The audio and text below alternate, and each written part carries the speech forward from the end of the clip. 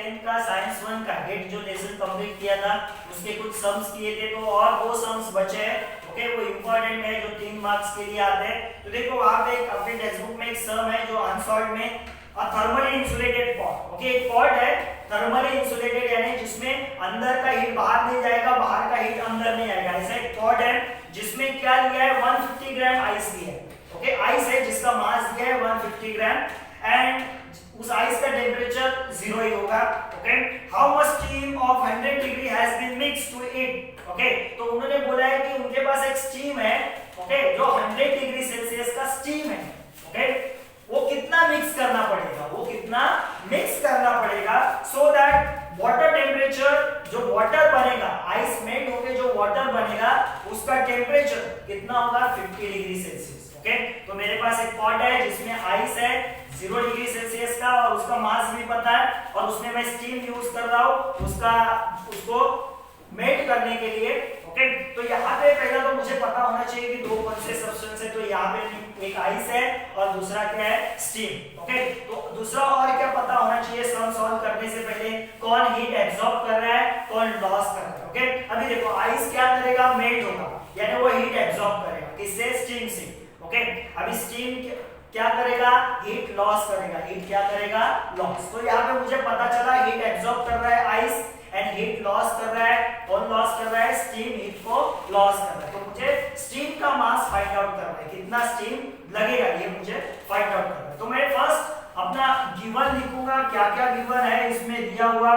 तो मेरे पास दो सब्सटेंस है, एक है आइस और दूसरा है स्टीम। ओके, तो मास ऑफ आइस उसके लिए मैं यूज करूंगा m1। ओके, तो मास ऑफ आइस, आइस मेरा फर्स्ट सब्सटेंस है, स्टीम मेरा सेकंड सब्सटेंस है। तो मास ऑफ आइस उन्होंने दिया है देखो 150 ग्राम, 150 ग्राम। ओके, ओके, तो ये सब हमेशा जब हम लोग सॉल्व करते हैं तो Q वाला फार्मूला है मेरे पास। Okay, M into C into delta T। तो ये तीन चीजें मुझे यहाँ पे पता होनी चाहिए। ओके, तो M तो मुझे मिल गया M1। ओके, आगे देखो, आगे मेरे पास डेल्टा T1 है, डेल्टा T है। ओके, तो आइस के लिए हम लोग T1 लेंगे, क्या लेंगे, T। ओके, अभी देखो टेम्परेचर कितना आइस का 0 डिग्री सेल्सियस।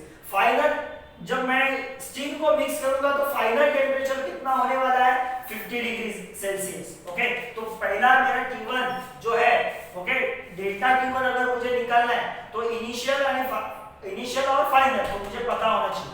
तो इनिशियल टेम्परेचर मेरा 0 है और फाइनल टेम्परेचर कितना होने वाला है 50 डिग्री सेल्सियस होने वाला है जब मैं 100 डिग्री सेल्सियस का स्टीम मिक्स करूंगा आइस में। तो ओके, तो डेल्टा टी यानी डिफरेंस जब मैं फाइंड आउट करता हूं तो मैं क्या फाइंड आउट कैसे लिखता हूं, higher minus lower.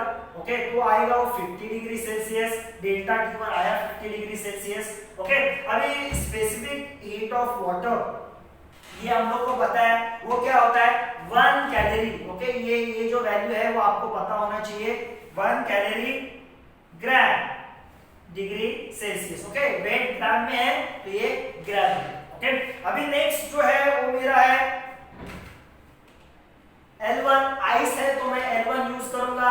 Okay, latent heat of melting of ice, latent heat of melting of ice वो क्या है, L1 यानी आइस के लिए क्या है, हम लोग यहाँ पे लिख सकते हैं आइस, यहाँ पे आप लिख सकते हो आइस के लिए latent heat of melting of ice है, वो भी वैल्यू आपको दिया जाएगा या फिर आप थोड़ा बाय हार्ट करके रखो ये value, calorie gram degree Celsius, calorie gram degree Celsius, degree Celsius ने कैलोरी और ग्राम। ओके, और क्या है, और मेरे पास दूसरा जो सब्सटेंस है वो स्टीम है।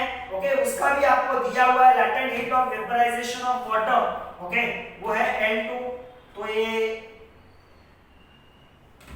वेपर लिखूंगा मैं, latent heat of vaporisation of water वो कितना होता है 540 कैलोरी पर ग्राम।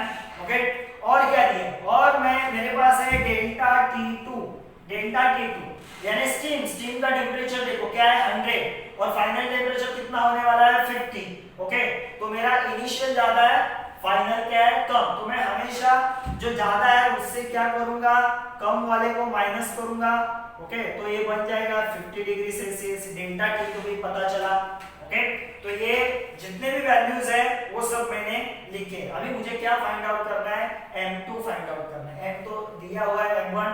ओके, तो अभी मुझे क्या फर्स्ट पता होना चाहिए, ये लिखने के बाद मुझे पहला पता होना चाहिए किसने एब्जॉर्ब किया है, किसने लॉस किया है। ओके, तो मुझे पता है कि एब्जॉर्ब किसने किया है, आइस ने।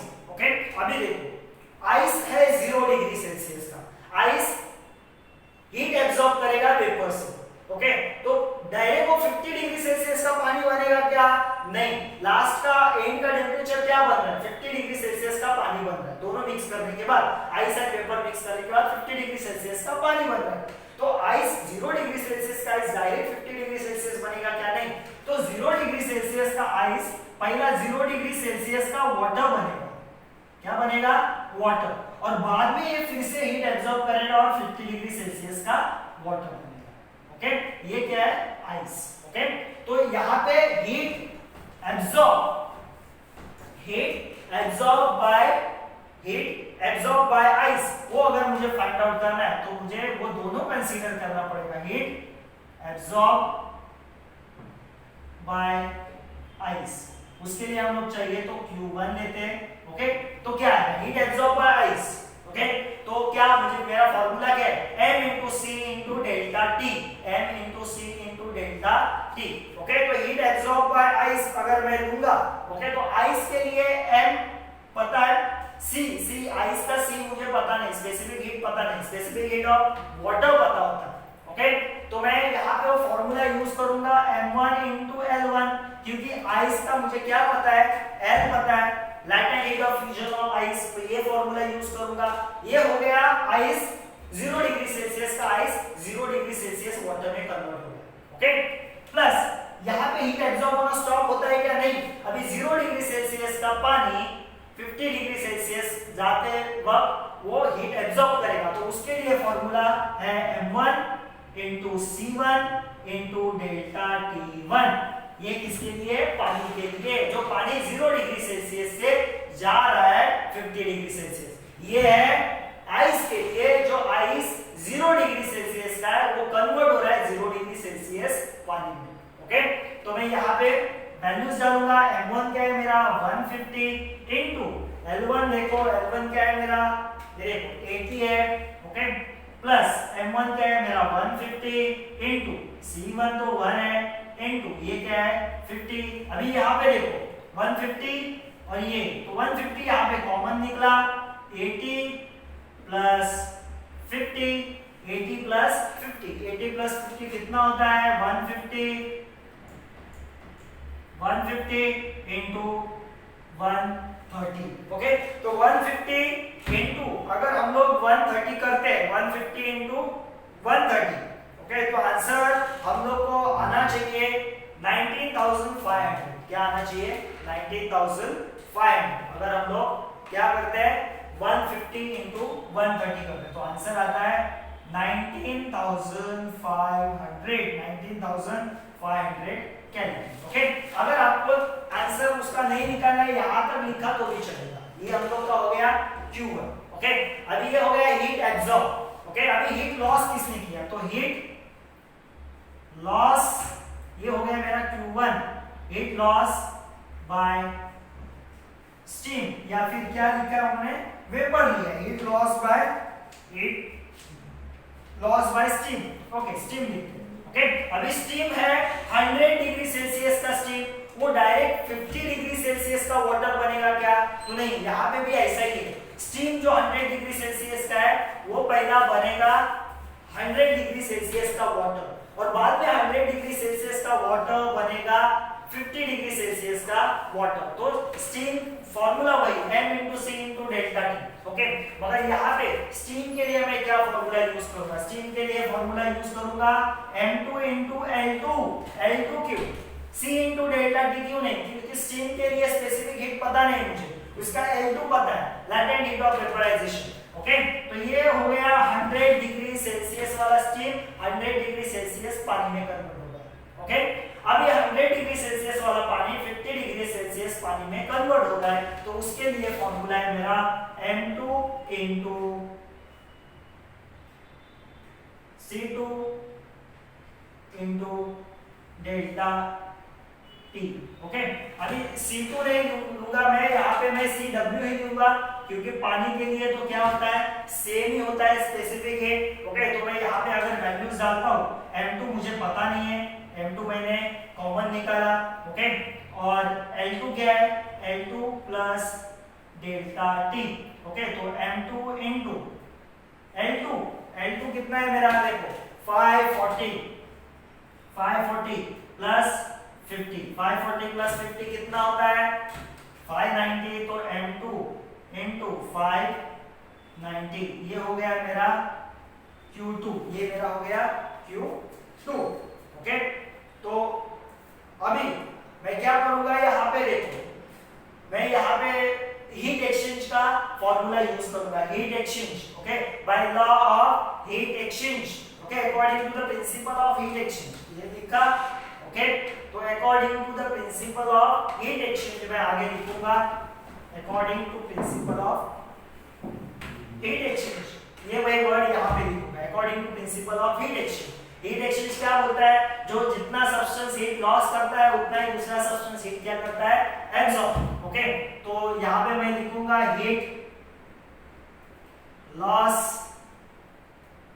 Bye steam equal to heat absorb by ice.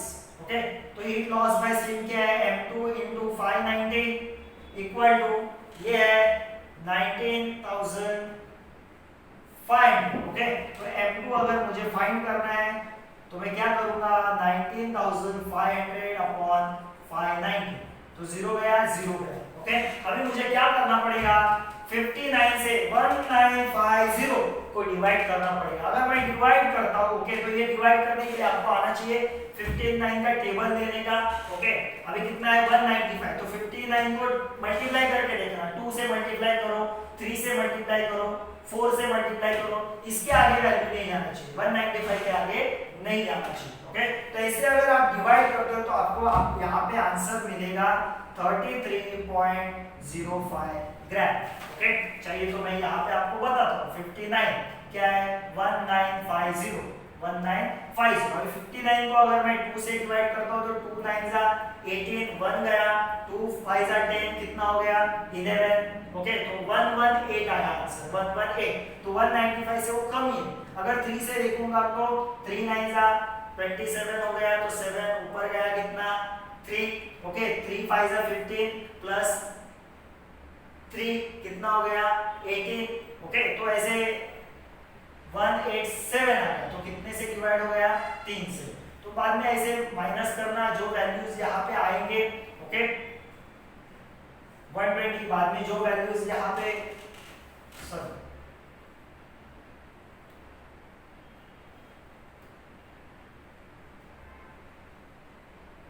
यहाँ पे जो वैल्यूज आएंगे 15 माइनस 7 यहाँ पे आया 8। ओके, ये 80। ओके, तो जो वैल्यूज यहाँ पे जो आएंगे उससे आपको क्या करना है, डिवाइड करते जाना है। ओके, तो 1950 जो भी वैल्यूज आते हैं वहां पे उसको डिवाइड करते आगे जाना है। तो यहाँ पे आपको ऐसे आगे आगे आगे तरफ डिवाइड करते हुए जाते हुए जो भी आपको यहाँ पे आंसर आएगा वो आपको आंसर लिखना है। ओके, तो आंसर आया M2 इज इक्वल टू कितना आया, 33.05 ग्राम, 33.05 ग्राम। ओके, तो ये सब यहाँ पे अपना खत्म होता है, 33.05 ग्राम।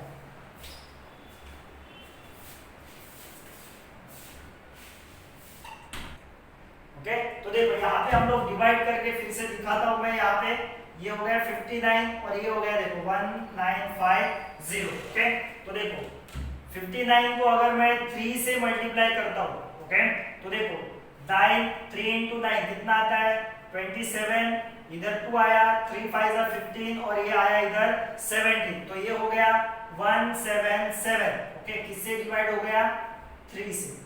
कितने बचते हैं देखो, 15 से 8 माइनस 8 7 गया तो 8 बचते हैं।